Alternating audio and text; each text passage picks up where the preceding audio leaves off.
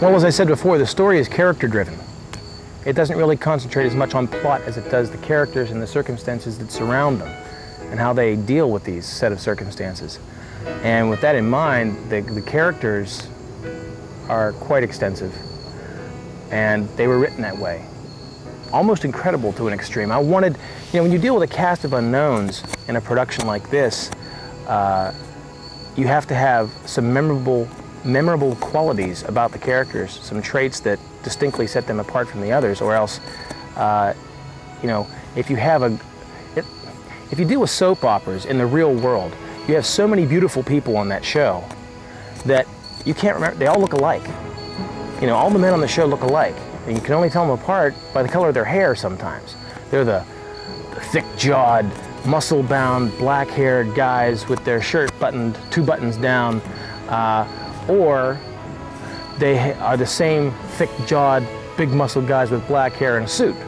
And it's tough to tell them apart, so you have to give, when you deal with a cast of unknowns, especially students, you have to give them each a separate quality.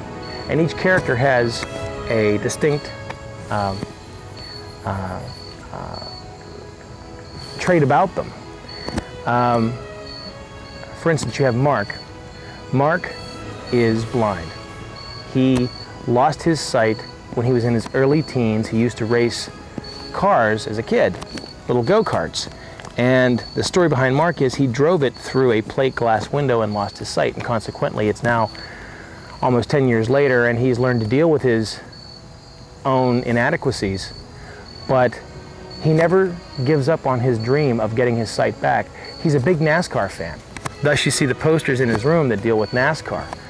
And he wants to see again. He wants to drive a car again. His favorite thing in life was driving as an early teen. He never had the chance to experience driving a car other than go-karts. He was looking forward to that kind of thing. There are some people that love NASCAR. They have a love of something, and his passion for wanting to race is evident, and you'll see how it comes to full boil into this show, in this production.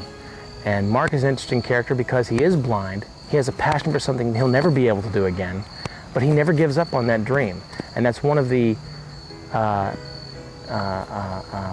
traits that I think is very important among the characters. 2 other characters that are almost soulmates in a way are Jack and Kim.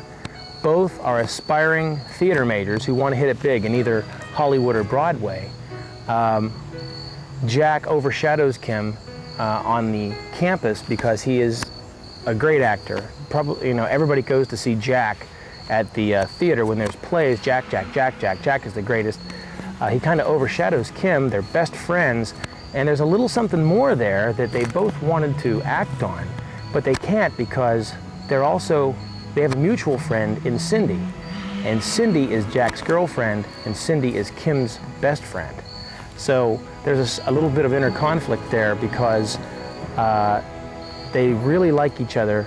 They're really made for each other, but at this point, he's dating someone else who happens to be Kim's best friend.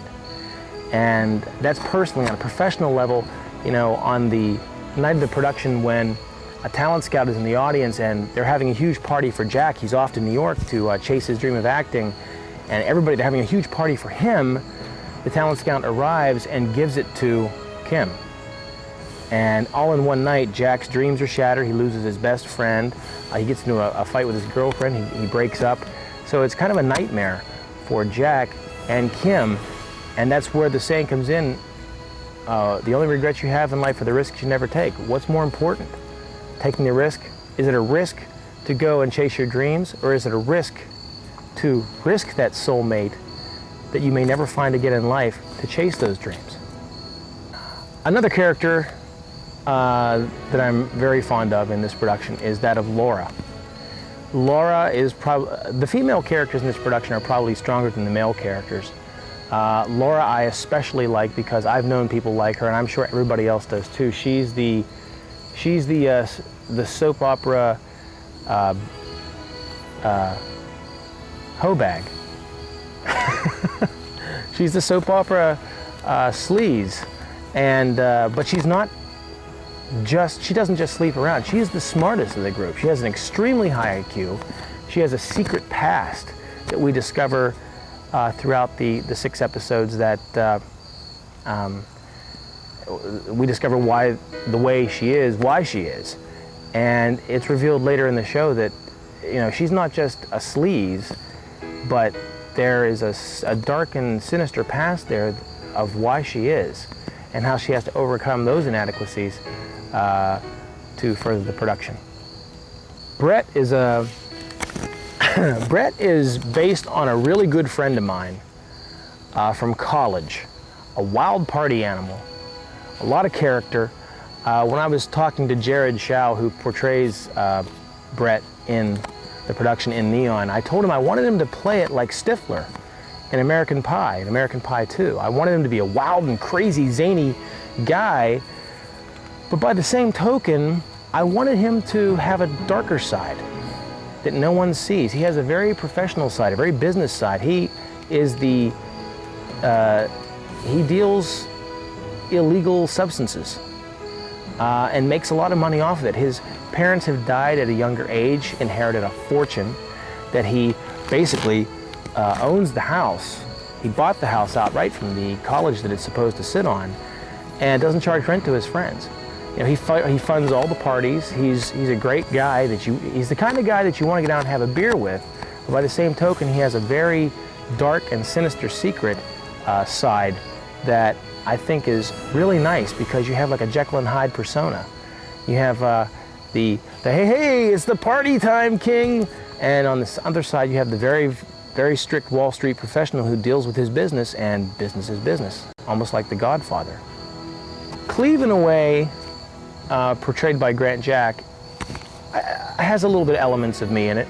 I mean, I can name a dozen people I've met throughout the years when I've been director of University Television Station, CUTV, that have been aspiring film majors. So, I mean, you have to have an aspiring film major here who wants to hit it big. He has sights of making it like the next Robert Zemeckis, the next Martin Scorsese, the next Steven Spielberg. And, you know, you see so many of those people in college that even go out and make college movies that really have some talent. And I like Cleve because he reminds me a little bit of me. Cindy is the first to graduate college from her family, and she considers that very important indeed. Her father almost had the chance to graduate, got so far, and they had her as an accident. He had to drop out and support a family, and she's the first from her family to graduate college. Cindy is very dependent. She always has a boyfriend, and her boyfriend at the start of this production is Jack, and she soon realizes that she doesn't need to depend on someone to make it in life. She's a very strong character, a very independent young lady, and it's not until the progression of the production that she realizes that, you know, you don't always need someone to get through in life. And I think that's another strong message that you can send out, another positive message that this production can send out to anyone in college, teenagers, you know, people in their early 20s, that you don't need someone to get by. Stability isn't necessarily security. And I think that her character is a very positive one. And with that in mind, the characters are quite extensive.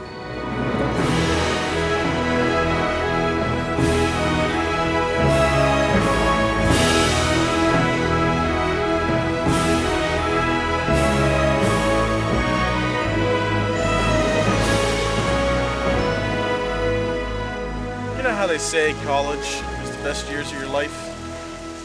Yeah. They're right.